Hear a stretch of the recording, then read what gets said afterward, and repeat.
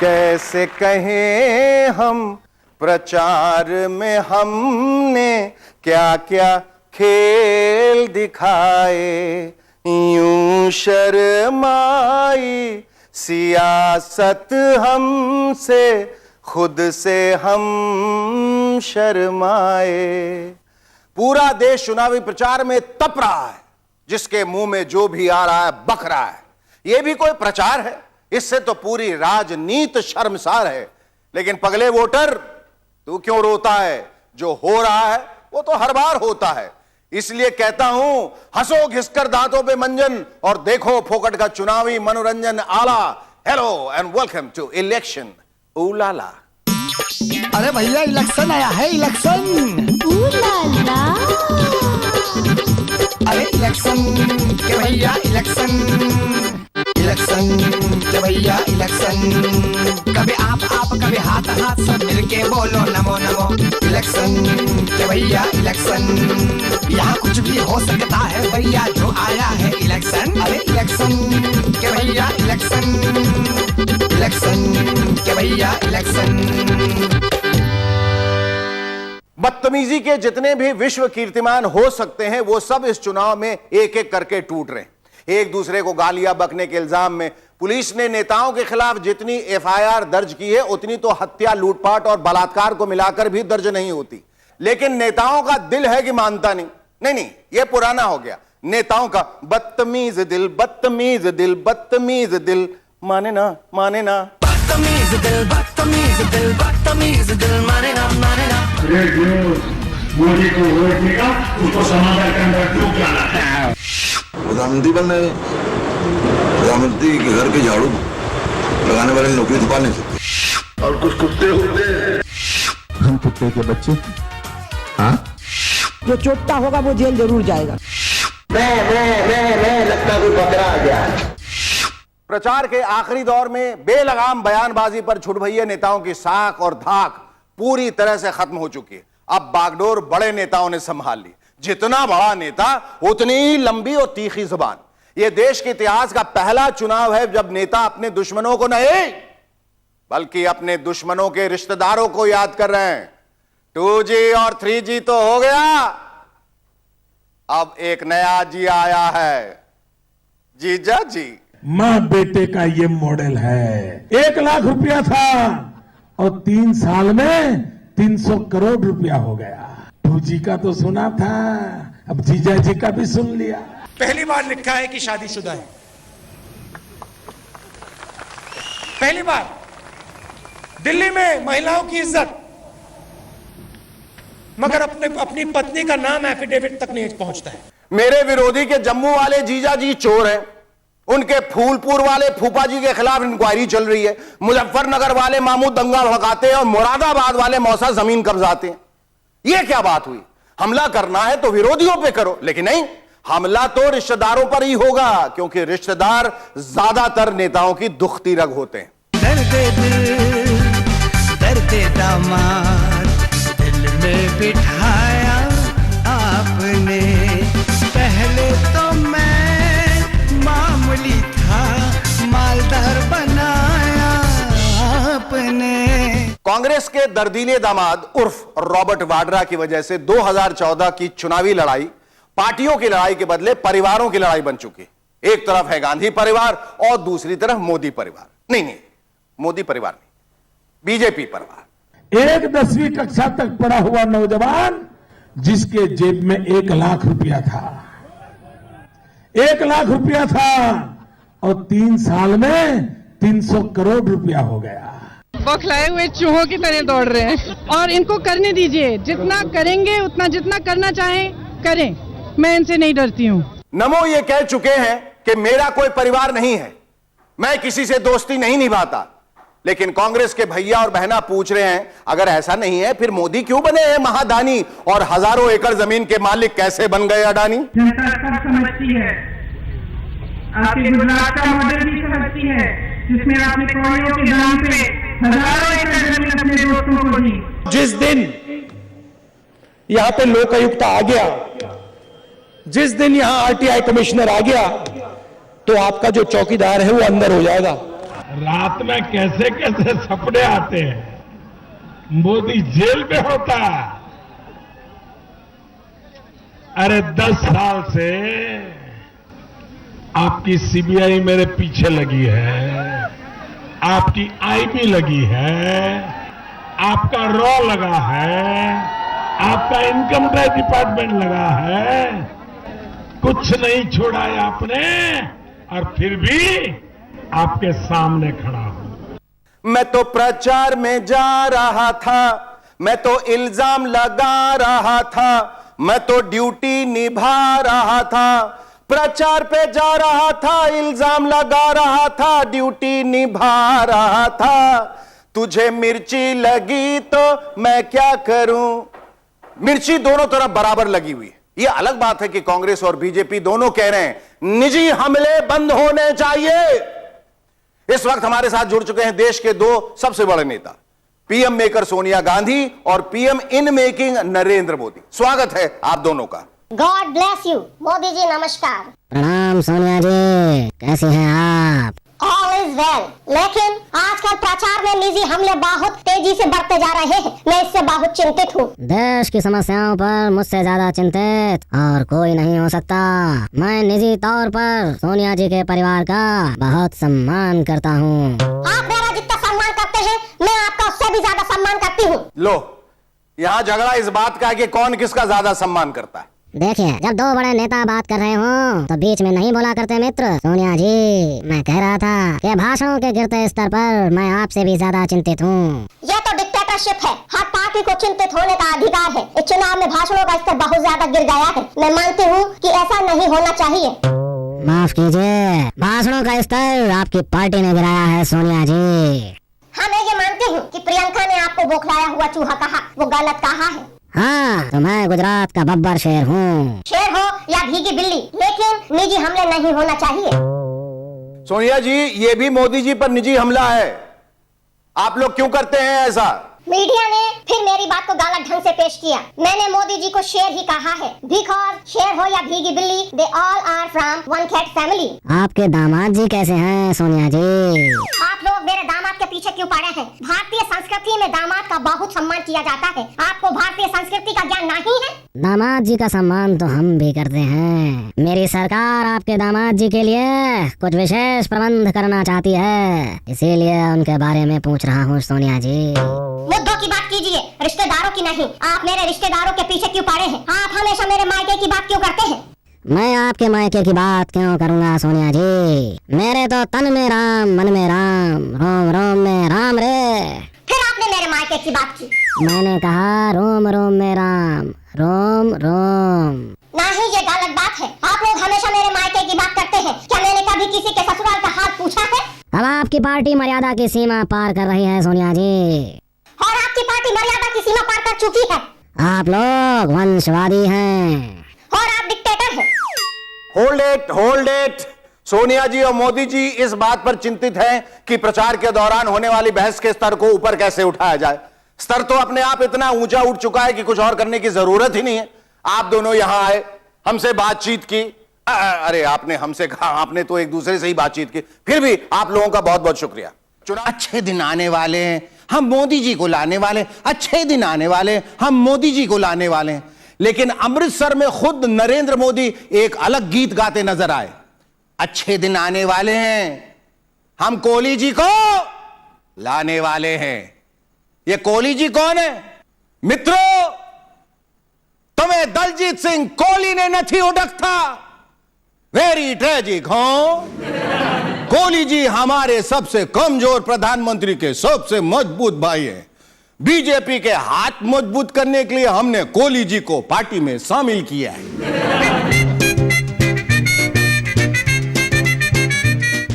मोदी जी कच्चे खिलाड़ी नहीं हैं। कोई भी सौदा यूं ही नहीं करते, जांच परख कर ठोक बजा के करते हैं। प्रधानमंत्री के छोटे भाई के गारमेंट का बिजनेस है। जब मोदी जी ने उनके कपड़ों की स्टिचिंग देखी तो बोले, ये दलजीत जी अपने कपड़ों की तरह बहुत मजबूत है। फिर क्या था, आनंद फानंद शामिल कर लिया उन्हें अपनी पार्टी में। जहां बड़े भाई मनमोहन के यूपीए की सिलाई लगातार उधड़ रही है, वहीं छोटे भाई का और टाका पक्का है। अब छोटे भाई उनके साथ है और पूरा यूपीए हॉका बॉका है। मेरे पास ही आओ मेरे वोटरों, एक किस्सा सुनो। कुछ दिन पहले की बात है, मनमोहन जी बड़े कॉन्फिडेंटली कह रहे सी, केड़े मोदी मोदी शोदी दी कोई लहर नहीं है ना जी, मोदी इज ए बिग लहर। मनमोहन बाबू बड़े पोले, पूरी दुनिया की खबर रखते हैं लेकिन अपने ही कार का दरवाजा बंद करना भूल गए। हां जी, मोदी का तूफान आया, दरवाजा थोड़ा सा खुल गया, छोटा भाई है जी कट लिया। किथे गया मैनू की पता, मेरे ख्याल तो बीजेपी गया होगा, सारे उत्थे ही जा रहे। इस तूफान से मनमोहन और उनके बाकी रिश्तेदार गहरे सदमे में, सारे एक दूसरे नाल गल कर रहे। की होया, किस तरह होया, कदो होया, क्यों होया, अरे जदो होया तदो होया, अरे छड़ो पाजी ऐ न सोचो मिटी पाओ। बिछड़े सभी बारी बारी, देखे जमाने की यारी, बिछड़े सभी बारी बारी। खबर यह भी है कि बीजेपी ने मनमोहन के कई और रिश्तेदारों को भी अप्रोच किया था। रिश्तेदार दावा कर रहे हैं कि बीजेपी गुपचुप कोई खिचड़ी पकाना चाहती, लेकिन बीजेपी का कहना है कोई डील नहीं हुई है। दलजीत सिंह को उनकी मजबूती देखकर पार्टी में लिया गया है। मजबूती तो ऐसे कह रहे हैं जैसे बीजेपी वाले उनसे रथ खिंचवाने वाले। श्रीमान दलजीत सिंह जी, उन्होंने भारतीय जनता पार्टी में प्रवेश किया है। हम लोगों की ताकत में बहुत बड़ी बढ़ोतरी की है। कमजोर प्रधानमंत्री के मजबूत छोटे भाई ने बीजेपी में शामिल होने के बाद कहा, मोदी जी ने ऐलान कर दिया है पीएम बनते ही वो दाऊद इब्राहिम को पकड़कर इंडिया लाएंगे।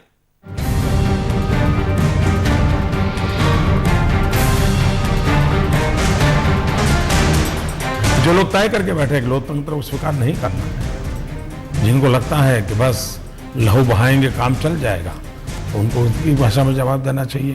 तुम दाऊद को नहीं मारोगे, दाऊद मुझको चाहिए, वो भी जिंदा।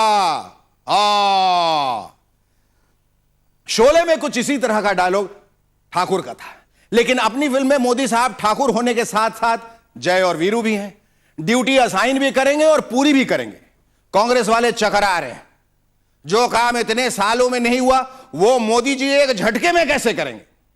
How do you get a person who's being given shelter by the Pakistan government? Does Mr. Modi have an answer? Congress कह रही है आप क्या समझते हैं दाऊद कोई बकरी का बच्चा है जो कोई जाएगा उसे पकड़ के ले आएगा। मोदी साहब कह रहे जानता हूं, लेकिन मेरा नाम नमो ऐसे नहीं है। All the best Modi ji, Dawood को पकड़ के लाइए, रोमांटिक कविताएं छपवाइए। आपके हर एक्शन का देश को इंतजार है। देश के सबसे मनोरंजक चुनावी तमाशे से कुछ देर के लिए पर्दा गिराते हैं। एंटरटेनमेंट, एंटरटेनमेंट और बहुत एंटरटेनमेंट। अगर इन तीन चीजों के अलावा इंडिया के इलेक्शन में कोई और चौथी चीज होती है तो वो भी कमबख्त एंटरटेनमेंट ही होता है। उलाला उलाला उलाला उलाला, तू है मेरी कुर्सी। छूना छूना छूना छूना, अब मैं परेशान हो गई। चुनावी अंताक्षरी में हर नेता के लब पर यही एक गाना है, क्योंकि कुर्सी हर किसी की फैंटेसी है। लेकिन अमेठी और रायबरेली में आजकल एक पुराना गाना नए सिरे से पॉपुलर हो रहा है। तुम ही मेरे मंदिर, तुम ही मेरी पूजा, तुम ही देवता हो, तुम ही देवता हो। भले हो बुरे हो जैसे भी तुम हो, मेरे देवता हो, मेरे देवता हो। अपने देवता समान पति के अपमान से आहत भारतवर्ष की बिटिया रानी प्रियंका गांधी ने छेड़ दिया है ये तराना। एक भारतीय नारी पति का अपमान कैसे सह सकती है? कैसे ये बर्दाश्त करे एक सशक्त भारतीय नारी कि उसके पति को कोई घोटालेबाज कहे? मेरे परिवार को जलील करना, मेरे पति के बारे में बहुत बातें कही जाती हैं और मुझे भी जितना जलील करेंगे उतनी दृढ़ता से मैं लड़ूंगी। प्रियंका ने अपने दुश्मनों को ललकार दिया है, मेरे पति के बारे में जितना भला बुरा कहोगे मुझे उससे उतनी ही मजबूती मिलेगी। शहंशाह, बादशाह और भगवान के बाद नमो के लिए वाराणसी में आजकल एक नया जुमला चल पड़ा है। लोग कह रहे हैं ये पॉलिटिक्स के नए डॉन हैं।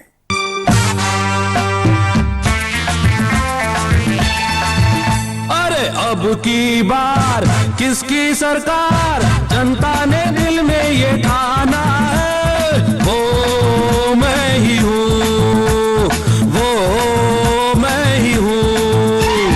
पंजे को मोड़ूंगा, झाड़ू के दिन के बिखेरूंगा, वो मैं ही हूँ, वो मैं ही हूँ। मुलायम की साइकिल को, माया के हाथी को यहाँ पे रोकेगा कौन? मोदी मोदी मोदी मोदी मोदी। बनारस वालों मुझे पहचानो, गुजरात से आया मैं मोदी, मैं मोदी, मैं मोदी, मैं हूं, मैं हूं, मैं मोदी। लोकतंत्र के सभी ड्रामेबाज, तमाशेबाज, मदारी और जमहूरी नेताओं को शेखर सुमन का ऊलाला प्रणाम। अरे भैया इलेक्शन आया है, इलेक्शन। इलेक्शन के ज्यादातर राउंड्स निकल चुके हैं। ऐसे में एक सवाल पूछना बनता है, आखिर चुनावी तमाशे में सबसे ज्यादा एंटरटेनमेंट वैल्यू किसकी है? रजनीकांत की तरह सुपर हीरो बन चुके नमो की, या बाहें मोड़कर खुद को देश का नौकर बताने वाले राजकुमार की?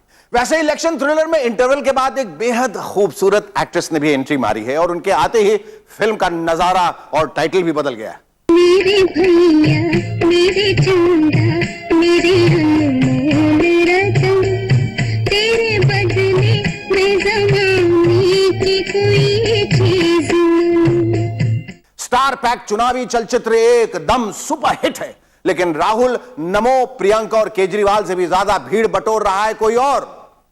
इन महापुरुष की असीम अनुकंपा से चुनावी आइटम नंबर तक बदल गए हैं। अब तो हे बेबी की जगह हे बाबा सुनाई दे रहा है।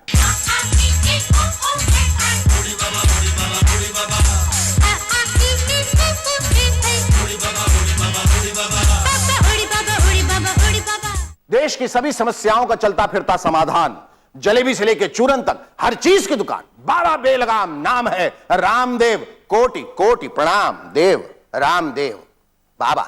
नमो नमो। सचमुच 24 कैरेट गोल्ड है बाबा जी। दिग्विजय सिंह की भाषा में एकदम टंचमाल है। वक्त और हालात के मुताबिक कभी रामदेव तो कभी कामदेव तो कभी बेलगाम देव।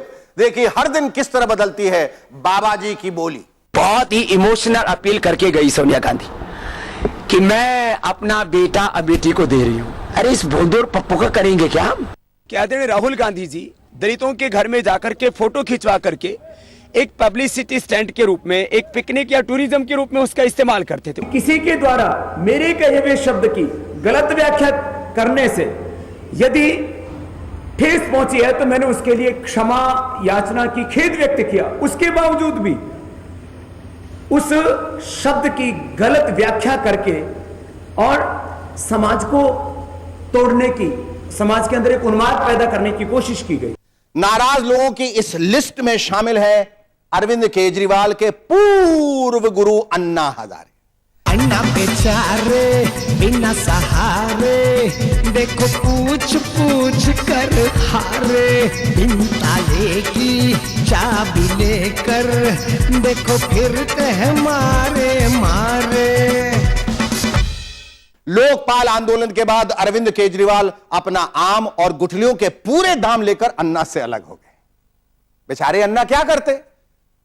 पोटली में पड़ा पड़ा आशीर्वाद बेकार हो रहा था, उन्होंने अपना आशीर्वाद foreign angry young woman of the Indian politics Mamata Banerjee को दे दिया। कहां सबने किया ममता ने, मेरा आशीर्वाद ममता जी के साथ। लेकिन अन्ना का आशीर्वाद अरविंद केजरीवाल की दिल्ली सरकार से भी ज्यादा अल्पायु निकला। इधर दीदी ने मुंह फुलाया, उधर अन्ना ने आशीर्वाद लौटाया। मैंने सपोर्ट किया, उसको किया, पार्टी को नहीं। बेचारे अन्ना अपने आशीर्वाद की गठरी लिए लिए घूम रहे थे। जब कोई नहीं मिला तो थक हार कर अन्ना ने अपनी पुरानी सहयोगी मेधा पाटकर को आशीर्वाद की पोटली थमा दी। अब अन्ना आम आदमी पार्टी के खिलाफ तो है, लेकिन आम आदमी पार्टी की उम्मीदवार मेधा पाटकर के साथ है। फिल्मी सितारों से सजी राजनाथ सिंह और नरेंद्र मोदी की पार्टी बीजेपी ने चुनावी मौसम में एक फिल्म रिलीज की, लेकिन इस फिल्म में पार्टी का कोई स्टार नहीं, ना विनोद खन्ना, ना शत्रुघ्न सिन्हा और ना ही हेमा मालिनी। इस फिल्म के सोलो हीरो हैं कांग्रेस के दामाद, और फिल्म का नाम भी है दामाद श्री।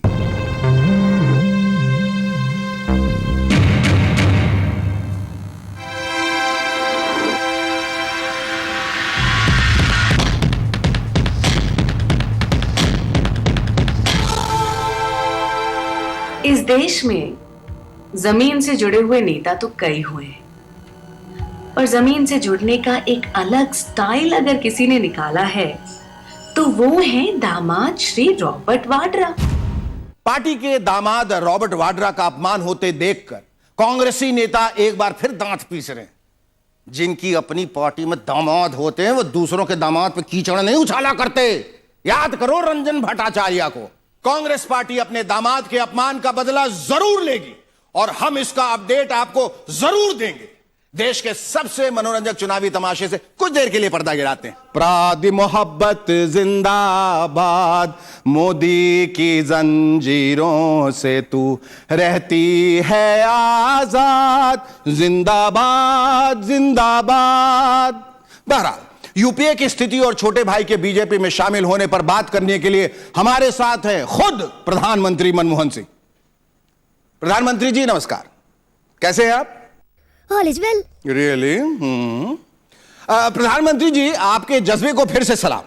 इसी जज्बे पर तो पूरी कांग्रेस पार्टी चल रही है। आप कह रहे थे यूपीए को बहुमत मिलेगा, मोदी लहर कहीं नहीं है, लेकिन आपके छोटे भाई मोदी के हाथ मजबूत करने बीजेपी में चले गए। क्या कहना है आपका? बुरा मत देखो जी, बुरा मत कहो और बुरा मत सुनो, है जी? हाँ, ये तो आपकी आइडियोलॉजी है, लेकिन प्रधानमंत्री जी आप राजनीतिक स्थिति पर हमसे बात करने आए हैं।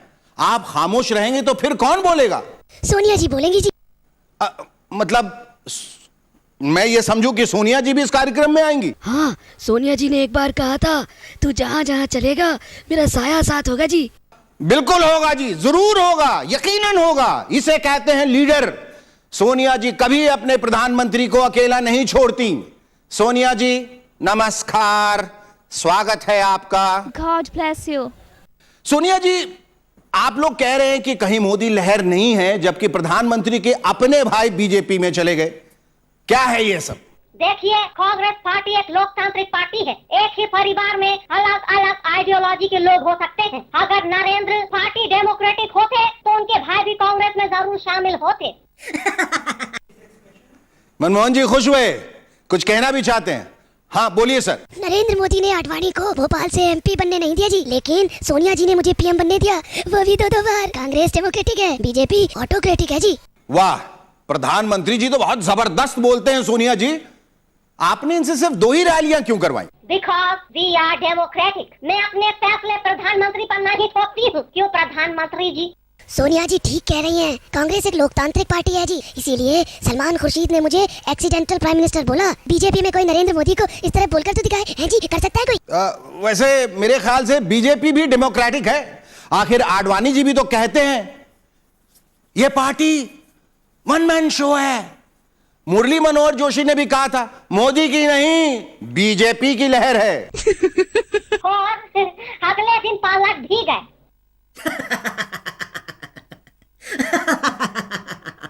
अच्छा सोनिया जी, आखिरी सवाल। आप ये कह रही हैं कि पीएम के भाई का बीजेपी में जाना कांग्रेस पार्टी के डेमोक्रेटिक होने की निशानी है, तो क्या प्रियंका गांधी के भाई भी कभी बीजेपी में, मेरा मतलब? हाँ, तो इसका मतलब मैं खूब समझती हूँ। राहुल गांधी कांग्रेस पार्टी की धरोहर है, इस देश का भविष्य है। आप कैसे पूछ सकते हैं इस तरह का सवाल? चलिए प्रधानमंत्री जी, हमें प्रचार के लिए जाना है। लेकिन सोनिया जी, आप तो बहुत डेमोक्रेटिक हैं, हर सवाल का जवाब देती हैं। सोनिया जी, सोनिया जी, सोनिया जी चली गई। आखिरी दौर का प्रचार है ना, मैं समझ सकता हूं। चलिए हम भी आगे बढ़ते हैं। खबरों में हर जगह मोदी ही मोदी हैं। नमो ने वाराणसी से पर्चा तो भर दिया है, लेकिन कुछ ज्योतिषियों का कहना है कि पर्चा अशुभ मुहूर्त में दाखिल हुआ है। प्राइम मिनिस्टर बनने में बाधा आ सकती है, क्योंकि वहां पर समूहों के द्वारा समर्थन मिलने की बात होगी। एक व्यक्ति की कुंडली वहां पर थोड़ी गौण हो सकती है, वहां देश की कुंडली महत्वपूर्ण हो सकती है। नमो नमो नमो, ये क्या बोल रहे हैं ज्योतिषी जी? खबर है कि बीजेपी ने इस बात को गंभीरता से लिया, लिहाजा सब कह रहे हवन करेंगे, हवन करेंगे, हवन करेंगे, और अशुभ को शुभ बनाने के लिए विधिवत हवन अनुष्ठान शुरू कर दिया गया। नमो नमो नमो नमो नमो नमो नमो नमो नमो नमो नमो नमो नमो। इस बीच पीएम इन वेटिंग पद से रिटायर हो चुके आडवाणी जी ने एक नया शगुफा छोड़ा। आडवाणी जी ने कहा, मुझे लगता है कि मोदी जी को मेरी दिवंगत दादी ने वाराणसी बुलाया है। मेरी दादी का देहांत वाराणसी में ही हुआ था। आडवाणी जी, आप नरेंद्र मोदी का उत्साह बढ़ा रहे हैं या उन्हें डरा रहे हैं? कहीं ऐसा ना हो कि कल आप ये कहें कि मेरी दिवंगत दादी चाहती हैं कि मोदी उसके पोते के साथ अन्याय बंद करे। फिर क्या करेंगे मोदी जी? आपकी दिवंगत दादी के डर से वडोदरा लौटना पड़ेगा उन्हें। फिर ढूंढते रहेंगे लोग हर हर मोदी, घर घर मोदी। नमो नमो